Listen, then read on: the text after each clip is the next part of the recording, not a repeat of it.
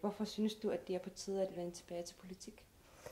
Jeg er et politisk person. Jeg tænker meget politisk, og jeg føler et stort medansvar for det politiske Grønland, og har altid en mening til en vis given sag. Jeg synes også, at vi lever i en meget spændende tid, hvor vi har fået indført selvstyre og selvstyreloven, som indebærer, at der er mange store spændende opgaver, som skal løses mellem Grønland og Danmark til sammen. Og det er også emner, som jeg virkelig brænder for og har en stor interesse i at være med en del af. Og derfor synes jeg, at det er en god anledning for mig at bruge de kræfter, som jeg har. Og hvis folk ønsker, at jeg kan være med til at løfte et godt og stort stykke politisk arbejde, jamen så er jeg klar. Hvilket samarbejde mellem Grønland og Danmark forestiller du dig? Jeg synes, vi generelt har et rigtig, rigtig godt samarbejde mellem Danmark og Grønland. Vi har naturligvis hver vores egen måde at håndtere ting på, og hver vores egen prioriteringer. Men generelt har vi formået at udvise et rigtig, rigtig godt samarbejde. Blandt andet, at vi har udformet store forhandlinger og stået ved det hele vejen igennem. Det er et enestående samarbejdseksempel, som ikke er blevet set andre lande, som Grønland og Danmark har udvist. Og det synes jeg, vi kan være stolt over. Og hvis vi lige kommer til, hvilket mærkesager du vil arbejde for, hvis du kommer ind i Folketinget, hvad er det? Det er Siumuts grundlæggende mærkesager, som er det vigtigste værktøj, som vi har at arbejde med under hele valgkampen. Det politiske budskab er meget vigtigt, hvad vi står inden for. Og jeg går også til valg på, at jeg gerne vil være med til at sætte Grønland på verdenskortet i de samarbejdsområder, som vi har med at gøre i det parlamentariske grundlag i Folketinget. Jeg synes også, at Grønlands stemme og Grønlands placering generelt, hvor vi har medindflydelse, at kan have medindflydelse, skal bæres ud fuldt ud. Og det kræfter har jeg, og den energi har jeg også. Og de visioner, det mangler jeg heller ikke af. Og jeg synes også, at det er på tide, at vores indflydelse i Folketinget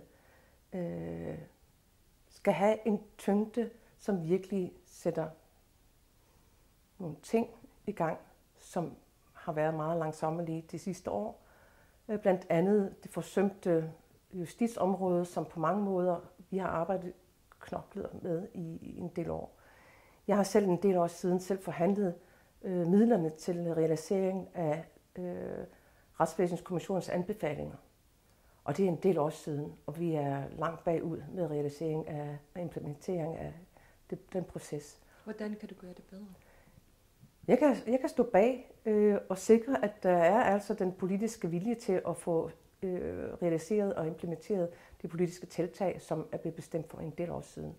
Jeg synes også, at man skal udvise, at man har viljen til at presse på, sætte ting i gang og sørge for, at det ikke går i dvale, men tværtimod sætte en proces i gang. Og det kræver jo også en vis spændarbejde i Folketinget. Det kræver en vis spændarbejde at kunne opnå størst mulig tilslutning til de grønlandske sager. Og det vil jeg gerne arbejde for. Jeg synes, det er et spændende område. Yes. Der er under det er under et år siden, at du måtte gå af som formand for Naalakkersuisut. Hvad har du lært ved den periode? Jeg har naturligvis gennem det her måneder haft mulighed for at reflektere over tingene. Jeg har været overrasket over at se, at jeg faktisk er stærkere, end jeg troede, jeg var.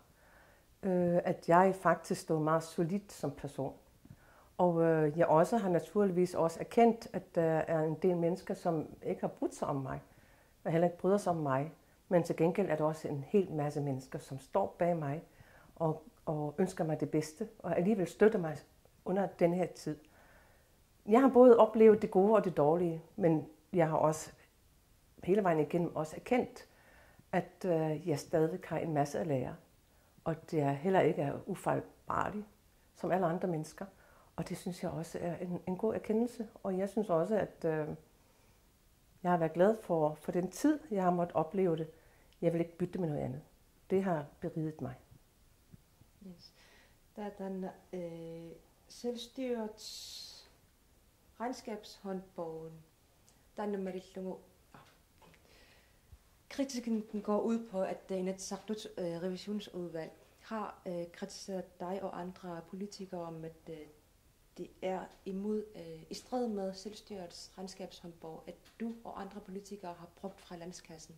Hvordan vil du forholde dig til det? Det er vigtigt at pointere, at jeg ikke går ned i kassen og tager det, sådan som mange prøver på at få det til at lyde som om. Jeg har ubetalte rejser, som skal betales. Den procedure, den almindelige kutyme, der har været gennem mange, mange år blandt mange politikere, har været almindelig.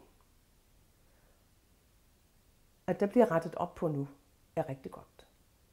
Jeg ønsker ikke, at nogen andre politikere nogensinde skal udsættes for det samme, som jeg har været udsat for.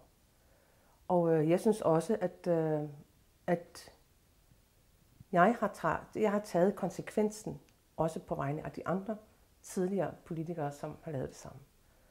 Og nogen skal jo gøre det. Og jeg er stolt over, at jeg tog det.